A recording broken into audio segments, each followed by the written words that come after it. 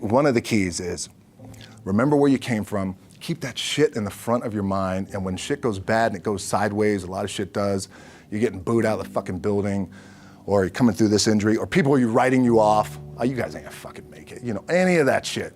You gotta keep it in here. And it really has to, it should drive you.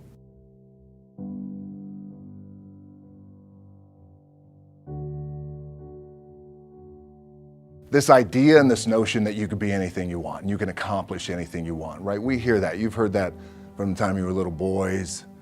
You hear that now. You're already incredibly accomplished.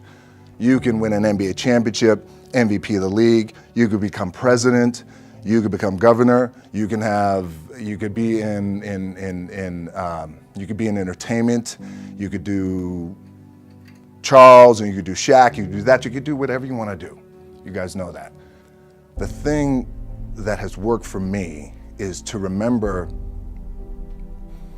the hard times. So, and I'm sure you guys all have your processes, and again, I'm gonna tell you what's worked for me.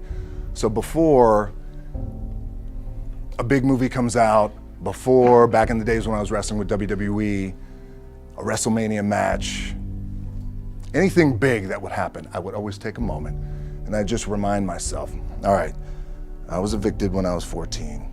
We were kicked off the island. We couldn't live in Hawaii. Had no place to live. A lot of shit happened then when I moved to Nashville. I was arrested multiple times by the time I was 16 years old. I gotta remember that. If I were playing on this team, which my skills are, what's that term? Oh, the shits.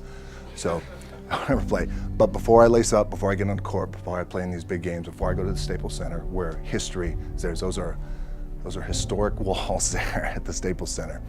I would remember that, and it allows me then to be present in the moment and understand, holy shit, the stuff I have around me right now, this is the shit that I dreamed of when I was a kid. I am here. I played for University of Miami, played for great teams. Warren Sapp, Ray Lewis, they were my teammates. They were balling. Warren Sapp was playing tight end that time. I was starting defensive tackle. Yeah. They moved him over to D-line. And he looked at me, he's like, yo, dude, I'm gonna take your spot. I said, you ain't taking my fucking spot. He said, I'm gonna take your spot. I said, no, you ain't. We battled, and he took my spot. Now, you can imagine how that fucked with me, because there goes my opportunity. He went in, switched to defensive tackle, lit the world on fire. Well, what that did, it crushed me, it crushed my dreams. I had a piss poor senior year, zero production, no NFL, no combine invite, nothing. Finally went to the CFL, Calgary Stampeders, making $250 a week Canadian. Now, I had to send that shit home to my wife at that time. Had no money. So I remember that. When I got cut from Canada, I had $7 in my pocket. And I always tell that story. So now my production company is $7, advertising agency is $7, everything is $7. So I always remember that. What helps me is to keep the hard times in the front of my mind, because it allows me to go into these big moments that I've worked my ass off, and you guys have worked your ass off. It allows me to go into these big moments with a different perspective. What it also does for me, and again, this is what works for me. Like, I keep my back, excuse my language, my back is up against this motherfucker every day. It's against this fucking wall. Excuse my language, ladies in the room. But it's up against this motherfucker because it's what I believe in. And when my back is against this motherfucker, then there's nowhere to go. But that way. That's it. So I feel like this could be something, an ideology and mindset that could help you, if you look at it that way. Because you made it already. We made it. We're successful boys, and we're lucky boys to be where we're at. Oh, you guys made it. Everybody's rich in the room. Nobody's gonna get evicted anymore. Anything you got, there's no more money problems, right? You got a lot of hands out now. Hey, can I get a little bit? Can I get a little bit? Right, that happens. But when you make it, for me, I need this. I need this. So every day, my back is up against this motherfucker, and this is how I operate. Now, doesn't mean you don't smile, Doesn't mean you don't laugh and joke, right? You're happy, I'm a happy guy. But when it comes to business and when it comes to executing, it's up against this. And I gotta go that way. And I don't give a fuck who is in front of me. They're not gonna stop me. I feel like for me, it feels seamless because you prepared for so long, but it's just like you guys prepping for a game. That's the fun part. That's where it's like, fuck, it's fun, man. People are paying their hard-earned dollars to come see you. They're cheering, they're going bananas, they're booing the shit out of you or on the road. That's fun. That's what you live for. I mean, that's the juice right there. The prep is where the character's made. And I just don't mean the character I play, I mean the character in here. So for me, the prep is getting with the director, getting with the producers, getting with the writers, so in essence, it's like getting with all your coaches and your different position coaches and all the meetings that you have to have, right? So that's the work you put in. The key for me was, where does it start? What's the anchor? What's the anchor? So I could have all these ambitions and you guys have all these ambitions, which is great. It's important. I'll play this role, you'll play that role. I'll execute this thing and it'll come out this summer. You guys will execute this thing during the summer, right? When it's time to really put in a lot more work. But the key with me is just always finding what the anchor is. And the fucking anchor is getting up at 4 o'clock in the morning every day before anybody else and grounding my thought process is in the no one will outwork me. No one. I love and I respect you guys. You motherfuckers won't outwork me. All starts with this. 2 hands, putting it to work. The anchor for me has always been the work in terms of the weight room training. So when I first started wrestling, I was 6 years old, rolling on the mats with my dad. My old man, a lot of you guys will know this. Yeah, Rocky Johnson. My old man was Rocky Johnson. He was the first black WWF at that time. First black WWE tag team champions with Tony Atlas back in 1983. My uncles were wild Samoans. I come from a long line of pro wrestlers. But before the wrestling part happened, I was just in the gym putting in the work. At 6 years old, rolling around on the mats. And finally when I could touch weights at 13, that's what I was doing.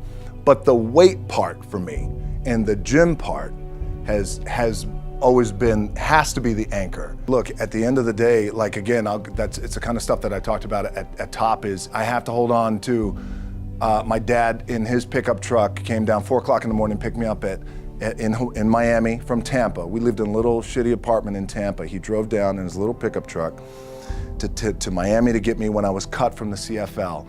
I was driving up I-75. I don't know if you guys are from Florida, any of you guys, if you know, I-75 is like, especially down in Florida, Alligator Alley. I'll never forget it. It's 4 o'clock in the morning. And I thought, well, fuck. I leave home like you guys left home. I'm ready to tackle the world, to get after it, achieve my dreams and goals. Fucking crushed by 22, 23 years old. Now I gotta move back in with my mom and dad. I played on great teams though. Wait a second, this is not supposed to be my future. I'm supposed to be in the NFL right now. I'm supposed to be making a lot of coin and buying my parents shit, buying me shit, taking care of my wife, but it never happened. So I pulled out my wallet, I thought, well, let me see how much money I have. I opened it up, I had a 5, a 1, and change. I'm not fucking around, and well, at least I rounded up to $7. But I thought, God, ain't this a bitch? I got $7 in my pocket. Where the fuck do I go now? What do? I can't go back to CFL, because you know, the point comes where you hear that voice, big run's over. Like, you're done, right? So I heard that voice. So as Coach was saying, man, I hold on to that shit. I'm telling you, my back is up against this motherfucker. We laugh, we joke, we have a good time. Press is always fun to do. Sometimes you gotta make it fun. That's another thing. You gotta do your best to make press fun if you can. But my back is still up against this motherfucker. I do not forget it. What this also helps me do, and again, it works for me, is at some point, you gotta be fucking tired of not being number one. You have to be, and you gotta fucking play angry, and I play angry. Now, I'm cool and calm with my approach, and when I step out on my field, which is a set, or, you know, like, there's some, and you're always gonna have haters, and haters are like, well, God damn, man, how many movies are you gonna make, or how much shit are you gonna do? Like, you do a lot of shit. I say, yes, it's my ambition. Of course, why not? I could do it. Yeah, I love what I do. And not only that, but in what world do we not work every day? Doesn't mean, it's just like you guys in the off season. You gotta work every fucking day. It doesn't end. My back is up against this thing, you know, and I started to play angry, by the way, and I still play angry.